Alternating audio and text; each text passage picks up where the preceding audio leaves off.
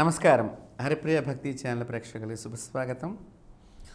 మనం వివాహ విషయంలో జరిగేటువంటి ముఖ్యమైనటువంటి విషయాల్లో రెండవ భాగంగా గౌరీ పూజ అనేటువంటి విషయాన్ని తెలుసుకుందాం.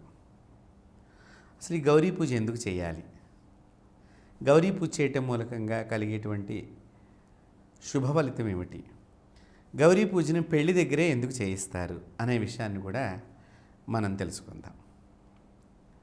ఇది చాలా గొప్ప ముఖ్యమైనటువంటి విషయం.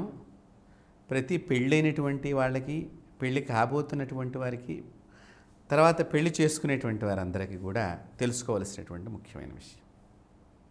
మనకి సహజంగా పెళ్ళిలో ఆడపిల్లల చేత, ఏ పెళ్ళైతే పెళ్లి చేసుకుంటుందో ఆడపిల్ల చేత అక్కడ ఉండేటువంటి ఒక గదిలో పెళ్ళికి ముందరగా కొద్ది సమయంలో గౌరీదేవిని ఆవాహనం చేయించి బ్రాహ్మణుడి ద్వారా, మనకి ఇంకా కొన్ని ప్రాంతాల్లో దానికి కొన్ని రకాలైనటువంటి ప్రతిమలు కూడా ఉన్నాయి. మన తెలంగాణ ప్రాంతంలో అయితే కనుక పసుపు గౌరమ్మని చేస్తారు.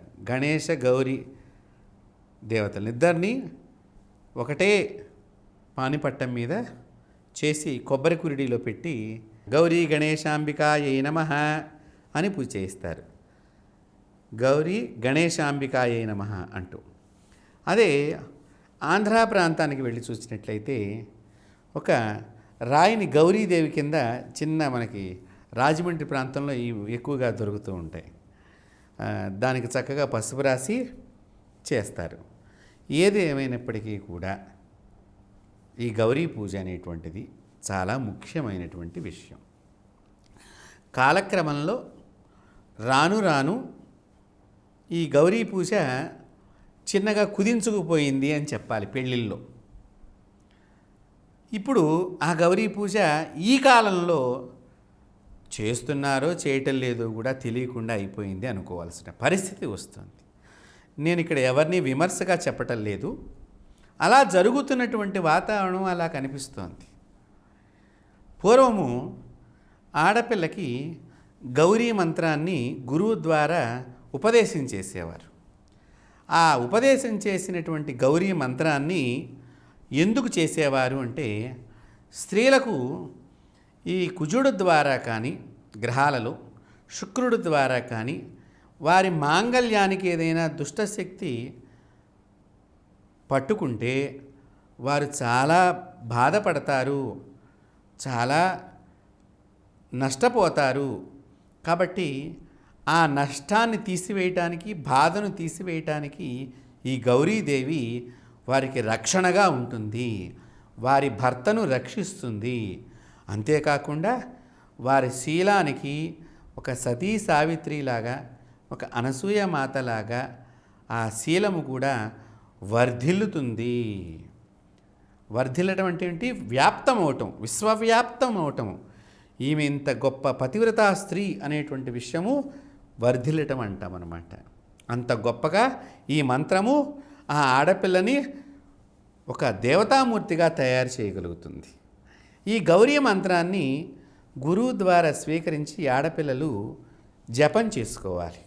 నిజంగా చెప్పాలి అంటే ఆడవాళ్ళందరూ కూడా గౌరీ మంత్రం చేయటం మూలకంగా తన భర్తకి ఆరోగ్యము, ఆయుష్.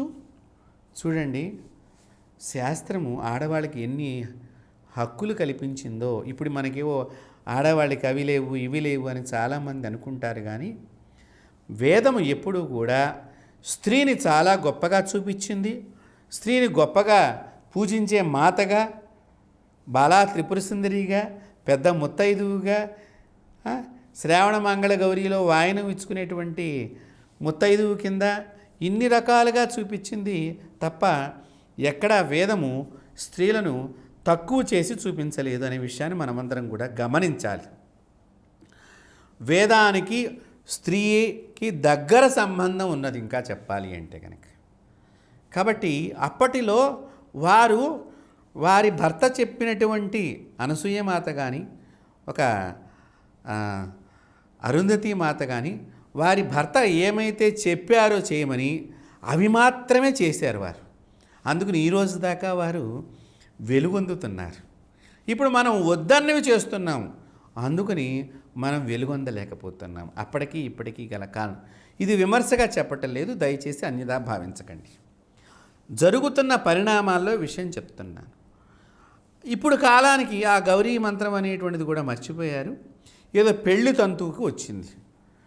సరే, పెళ్లిలో పూర్వకాలం కొద్దో గొప్ప ఒక 10 సంవత్సరాల ముందరికి వెళ్ళి ఉంటే కనుక చక్కగా ఆడపిల్ల అక్కడ కూర్చుని ఆ గౌరమ్మ మీద తలకాయ ఉంచుకుని ఆ గౌరీదేవి, ఆ బ్రాహ్మణుడు అమ్మ నువ్వు గౌరీ అయిన మహాను పూజ చేస్తూ ఉండు అంటే ఆ పిల్ల కన్నెముత్తైదు అయినటువంటి ఆ పిల్ల చక్కగా చేస్తూ ఆ గౌరీదేవతను కుంకుమంతో చక్కగా చేస్తూ ఆ మంత్రంతో చేస్తూ ఉండేది.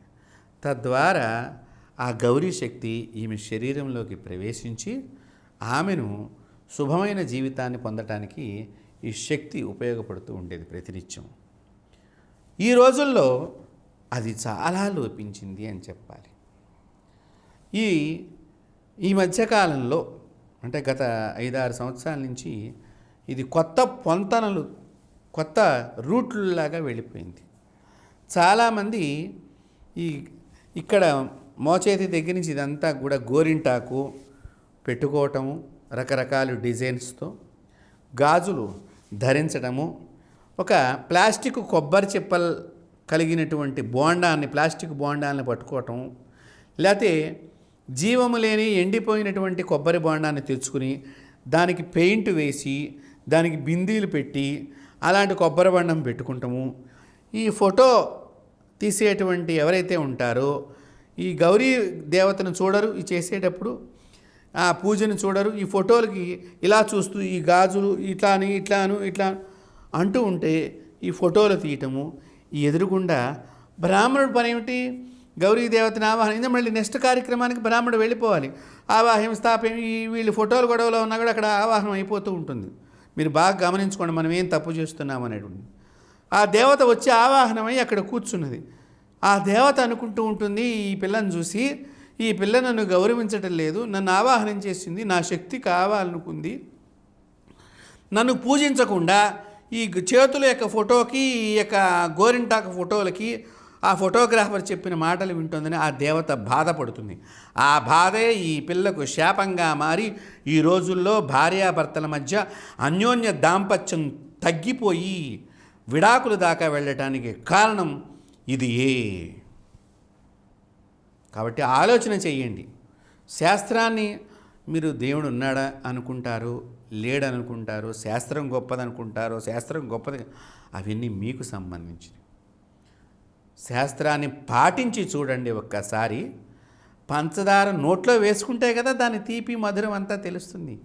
ఒక్కసారి మీరు శాస్త్రాన్ని పాటించి చూడండి, దాని నుంచి వచ్చేటువంటి బోనస్లు, ఆనందమైనటువంటి సంఘటనలు, ఆనందమైనటువంటి మీ జీవితంలో ఆనందం జరిగేటువంటి విషయాల్ని లెక్క పెట్టుకోలేనన్ని జరుగుతాయండి. నేను చెప్తున్నాను మీకు, అంత గొప్పది శాస్త్రము. శాస్త్రాన్ని మనం పాటించాలి, శాస్త్ర నింద పనికిరాదు.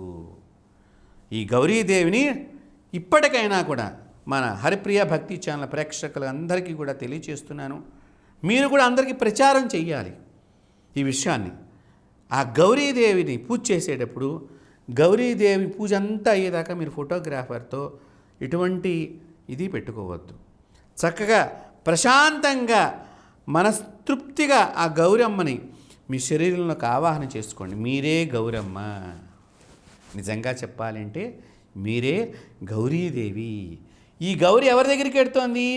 గౌరీ శంకరుడి దగ్గరికి ఎడుతోంది. చూడండి, శంకర గౌరీ కాదు, గౌరీ శంకరుడు అవుతున్నాడు. ఈవిడ వెళ్ళేసరికల్లా ఒక్క శంకరుడుగా ఉన్నటువంటి వాడు గౌరీ శంకరుడుగా మారాడు. అది ఆలోచన చెయ్యండి. ఎంత గొప్ప పేరు వచ్చిందో మీకు చూడండి. ఆడది రాగానే మగవాడి జీవితంలో ఏకంగా ఉన్న శంకరుడు కాస్త గౌరీ శంకరుడు అయ్యాడు, పార్వతీ పరమేశ్వరుడు అయ్యాడు. కాబట్టి గౌరీ దేవత అంటే అంత గొప్ప దేవత. దేవతల్లో గౌరీ దేవత చాలా గొప్ప దేవత. అలాంటి గౌరీ దేవతను మనం ఎదురుగుండా కూర్చోబెట్టుకుని మనం ఏదో అటు తిరిగి మాట్లాడుతూ ఆ దేవతకి కావలసినవన్నీ సమర్పణ చేసి పూజ చేసి నమస్కరించి కుంకుమని నుదుటిన పెట్టుకుని, ఆ పెట్టుకుంటాం కూడా ఇప్పుడు ఎలా జరుగుతుందంటే, ఏదో పెట్టుకోవాలంటే ఇక్కడ వీళ్ళు డిజైన్ చేసిన బొట్టు ఉంటుంది, ఈ బొట్టుకు ఇదవుతుందో అని దాని ఇలా ఆ కుంకుమ దగ్గర ఇలా అంటారు, చేతికి అంటదండి, ఊరికినే ఇలా అంటారు అంతే. ఇంకా ఎందుకు మరి ఆ గౌరీ పూజ? ఒకసారి ఆలోచన చేయండి. మాతలందరినీ వేడుకుంటున్నాం, మా ఛానల్ ద్వారా మాతలందరూ కూడా దీర్ఘ సుమంగళిగా ఉండాలి. మాతల వల్లనే మగవాళ్ళకి శక్తి లభిస్తుంది. మీరే ఈ సమాజాన్ని, స్త్రీలే ఈ సమాజాన్ని కాపాడగలుగుతారు, స్త్రీలే ఈ సమాజాన్ని గొప్పగా చేయగలుగుతారు. మీ కడుపున పుట్టిన పిల్లలే కదా ఇవాళ ప్రపంచంలో గొప్పగా వెలుగొందుతున్నారు. కాబట్టి స్త్రీ అంటే పరమ పవిత్రమైనటువంటి దేవతా రూపము. కాబట్టి దయచేసి మాతలందరూ గమనించి, మేము చెప్పేటువంటి హరిప్రియ భక్తి ఛానల్ ద్వారా మీకు ఇచ్చేటువంటి సందేశం ఒకటే, పెళ్లి తంతులో దయచేసి పరమ పవిత్రమైనటువంటి ఒక యజ్ఞం పెళ్ళంటే, ఆ యజ్ఞంలో ప్రతి ఘట్టము మహోన్నతమైనటువంటిది. ఆ మహోన్నతమైనటువంటి ఘట్టాన్ని మీ నిజ జీవితంలో ఒకసారే జరుగుతుంది. కాబట్టి ఆ జరిగేటప్పుడు అత్యంత భక్తి శ్రద్ధలతో మీరు ఆ దేవత యొక్క అనుగ్రహానికి పాత్రులై దీర్ఘ సుమంగళిగా ఇద్దరూ కూడా వెలుగొందాలి. మగవాడు కూడా, వాడు కూడా దీర్ఘ సుమంగళిగా ఉండాలి అనుకోవాలి. కారణం ఏంటంటే వాడికి కూడా ఒకటే భార్య. మనం రాముడిని ఆదర్శంగా తీసుకుందాము. రాముడు ఎలాగైతే కనుక చివరి నిమిషం దాకా ఒక వ్రతాన్ని పెట్టుకున్నాడో, ఆ వ్రతం వల్లే కదండి ఇవాళ గొప్పగా పూజింపబడుతున్నాడు. కాబట్టి మగవాళ్ళందరం కూడా రాముడిలాగా ఉందాం. అంటే ఆడవాళ్ళందరూ కూడా సీతామాతల్లాగా వెలుగొందాలని చెప్పి కోరుకుంటూ స్వస్తి.